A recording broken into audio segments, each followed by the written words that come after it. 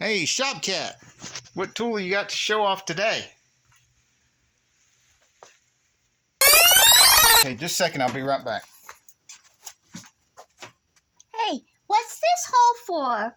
That's just one of the holes that the fluid drains back into the pan during operation. Oh, so I could put this in there, right? What? No! Oh my gosh. I bet you could get it out with this thingy bobber.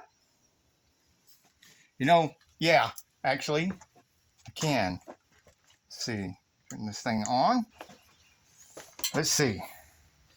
And I've got the little attachment on here that has the magnet. What are you doing? Okay. All right. Good chance. Okay. Let's see. Yeah. I'm getting on film. Yeah, you're getting on film all right. All right. Well, we can go in here, and I don't know if y'all can see the camera on the camera, but there's the camera on the camera. And we'll look around and see if we can find that thing she dropped in there. There it is. Go right for it. And the magnet picks it up and just pull it right out of there. And there it is. Dun, dun, dun. Let's do it again. No, it's not, and say we did. Let's just put the link to this fancy little tool here in the description of the video.